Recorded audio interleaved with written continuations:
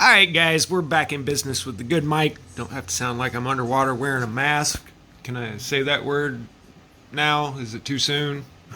Still banned? Anyway, this is something I hypothesized about quite a while back in a video that they probably used sawmills, whether it be wood, stone, whatever, quite a while back into history. And this is one of the technologies that really hasn't changed very much since the basic idea came about. I mean, sure, now we got carbide teeth for sawing wood, diamond tip for sawing stone, but the basic idea hasn't really changed that much. You got a piece of metal with some teeth on it, or we'll get into the sand part of things in a little bit as an abrasive, and it saws back and forth and cuts things. That hasn't changed. It doesn't matter how much electricity, horsepower, water power, wind power you use. It's the same basic principle. All anybody on YouTube ever focuses on with ancient technology or technology period is electricity, when that's just a very small part of the big picture of technology. We've had the capability to make industrial equipment for who knows how long, thousands of years. Things like the leather belt drive was used well into the Industrial Revolution. I go through periods where I get all kinds of these in my news feed for, primitive metal casting, still done to this day in India. If you ever want to know how anything was done in ancient times, just go to India. They're literally casting electric motor casings in one room, the next room over, a guy sitting there with some copper wire wrapping the windings. So the capability of making pretty advanced machinery has been there for a long time. It's just a matter of someone coming up with the ideas to make it better. So, this I'm sure was pretty primitive. It doesn't have to be that advanced. It just has to work. And I can't find the exact reference right now, but I believe it was Herodotus talking about the mausoleum of Halicarnassus and how the stones were cut using sand of different grits, just exactly how we use different grit sandpaper today. The more coarse for cutting, the more fine for polishing. And honestly, the debate on how they cut stone has been done to death on here. What I find more interesting about this is I think it shows the timeline gap. But I do want to say this. The people that built monuments like this don't care how hard of work it is for the laborer out there. They don't care if it takes them all day to cut one stone. And I see a lot of people that have gone into La La Land with all this lost ancient technology. Let me just show you this real quick. It's the same today as it was 1,000 years ago. The people that run these operations don't care how hard it is for the laborer out there. This is modern day India. This is where we get all of the raw materials for our electric vehicles. This is a pit mine, 300 feet deep with thousands of people down there. And you can see they started up there at the top, and you see all the claw marks all the way down, and they're out there with pick and metal rods. I've had people tell me there's no way they could dig a foundation for a cathedral by hand. This is about 1,000 times bigger than the foundation for a cathedral, and this is into solid rock. I'd say worldwide, probably 80% of all stone quarried is quarried with a hammer and chisel. So go tell these guys how it can't be done by hand. But quarry work is and always has been laborer work. They have nothing in common with, say, the sculptor of the Elgin marbles. These are highly trained, highly skilled artists, and always has been. And it doesn't matter if you've got an electric hammer drill or a hammer and chisel. I can give every one of you a hammer drill and all the electronics you want, and you're not going to be able to make that. It's a matter of talent, not technology. But there's big money in YouTube for saying, how'd they do it? This right here, why does anybody assume that they need electricity for this? Okay, it obviously wasn't done with a chisel, but why do we make the huge jump from chisel to modern day machinery? The sawmill carved into this sarcophagus is perfectly capable of making those cut marks. And they're using a water wheel. It's even got the little channel up here. But honestly, anybody that wants to belabor the point, go check out Sacred Geometry Decoded. This guy's got hundreds of videos. His first try, he makes one of those Egyptian looking bowls that are paper thin. You can see the daylight through it. He did that with a copper tube and sand. And yeah, he burnt through a couple holes there. It's his first try. If this is what you do for a living, it's what you do for a living. You know what you're doing. But he's literally got hundreds of videos covering every aspect of the construction process, even tribes today still erecting megalithic tombs in Africa when a king dies. Anyway, I just wanted to drop some reality and some opposing point of view, because that's all there is on YouTube now, is it's got to be ancient lost high technology. And if I sound different all of a sudden, it's because I started the video before working a 60-hour work week, and I'm sitting on the job site now on a Friday evening, wore out, finishing this video. Anyway, as far as stone cutting goes, this one is actually kind of weird, because what was the purpose of this? You know, it looks rounded where you could like use it as a roller with a pin in the middle. And then they took a saw and started cutting it. I mean, maybe they were repurposing it. Anyway, these saw marks here could have definitely been made with a sawmill like is on the sarcophagus. And you see how this cut right here is off and kind of curves some? Well, this machine could make that mark as well. I think a lot of people take our technology today for granted and how far it has came since the inception of each base idea. But there's a lot of engineering that goes into this. They diverted the water and made a chute, and then you have to convert that circular energy into a back and forth motion. So there was probably a setup like this with a piston arm pushing back and forth. And then you've got a big heavy truss pushing down on an iron plate, grinding back and forth on the stone. And it's not the iron that's doing the cutting, it's sand.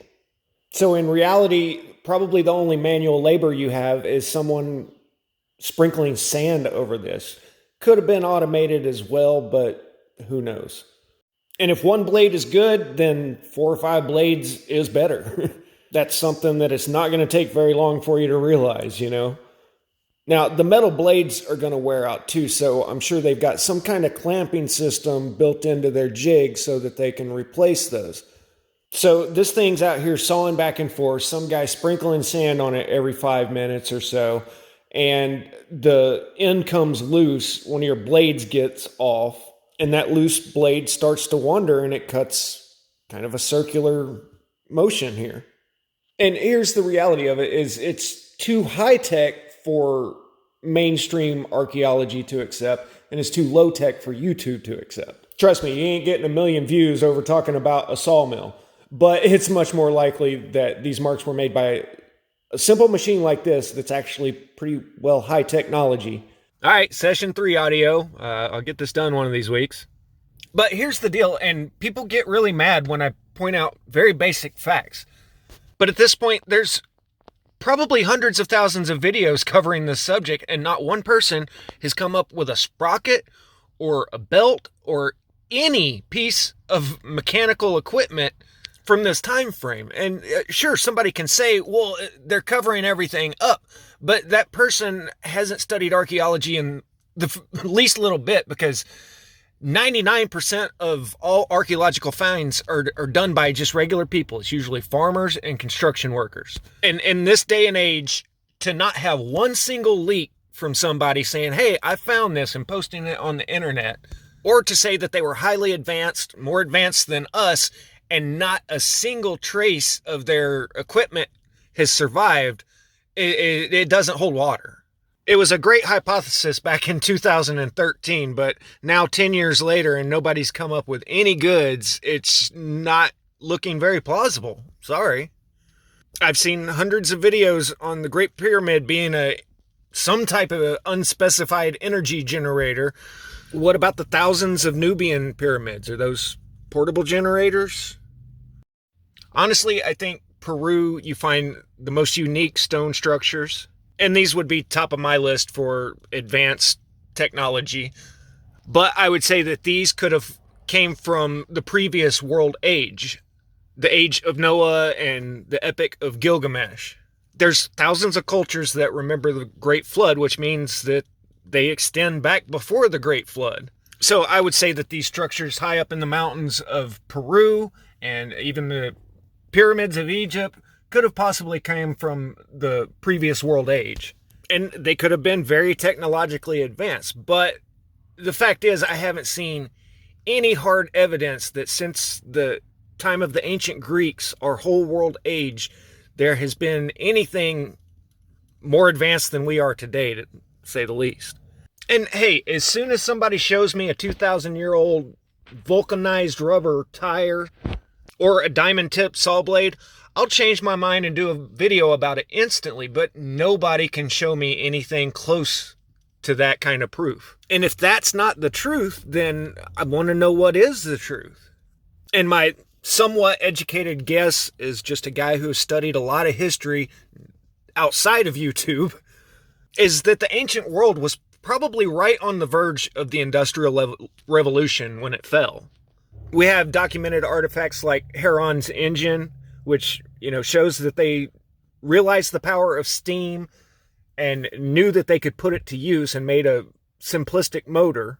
And even the pipe organ is attributed all the way back to the 3rd century. And the ancient world was very well connected. In the story of the Jewish revolt, they say that Vespasian was called in from Britain to go to the Middle East.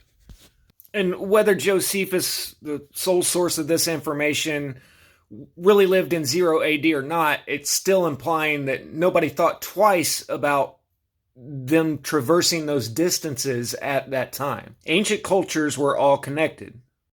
You really can't find any reference of humanity before the ship was invented. And what people see in one land, they're going to talk about in another. But after the first person conceives a revolutionary machine like this and other people see it, then, the word travels fast. People will start making copies of this in other areas really fast. But that's not what we see.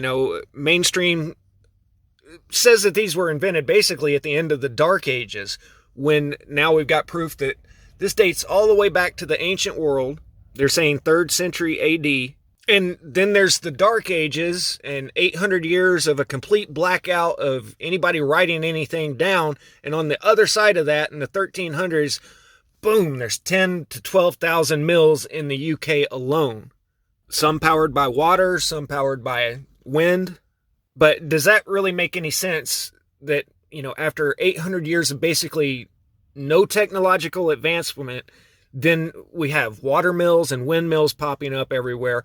We have cannons and handheld cannons and all of these technological advancements. They explain this away with the 12th century Renaissance, to where they went from the Dark Ages to surpassing the ancient world just all of a sudden.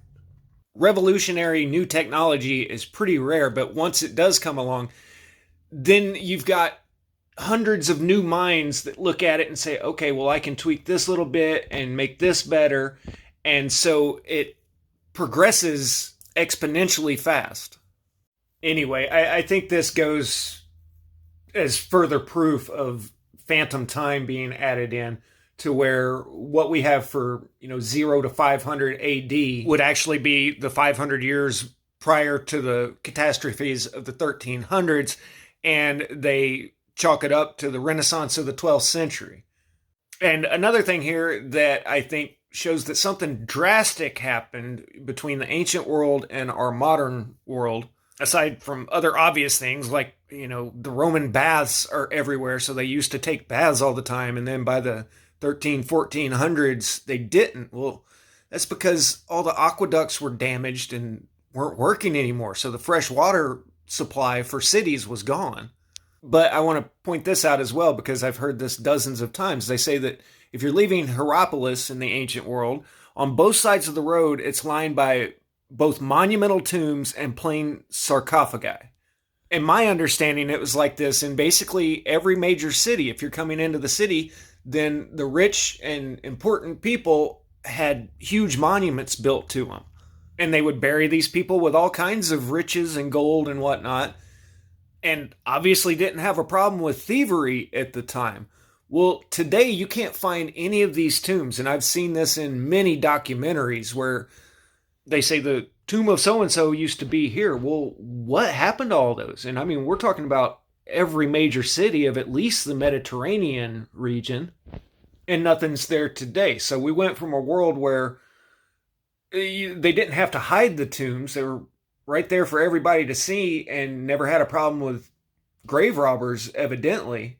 But something happened along the way to where it's a free for all.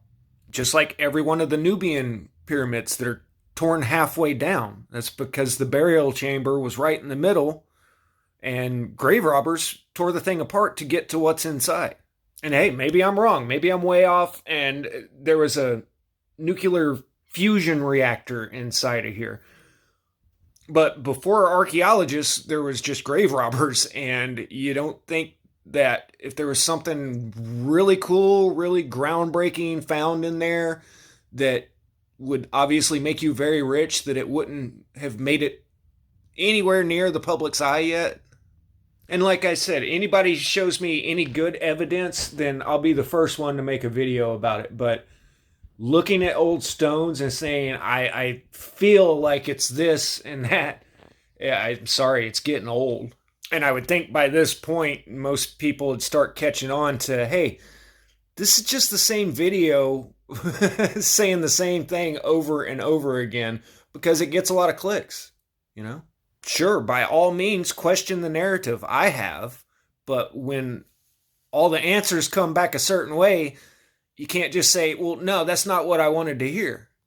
Well, actually, you can. I see it all the time, but it doesn't make it true. And, you know, that's part of the demoralization process that Yuri Bezmenov was talking about, to where the whole plan is to get people to where it doesn't matter how much evidence you put in front of them, they just can't accept the truth anymore because they don't know what to believe. And even back in the 80s, he was saying they can't believe how successful it has been, and that now it's Americans doing it to other Americans, and the Kilo G Bravo doesn't even have to do anything anymore because they've already subverted these people, so then they're going to pass it on to others. Anyway, moral of the story is I think that the ancient world was probably just right on the verge of the Industrial Revolution, and then a big catastrophe hit and set the world back a few hundred years.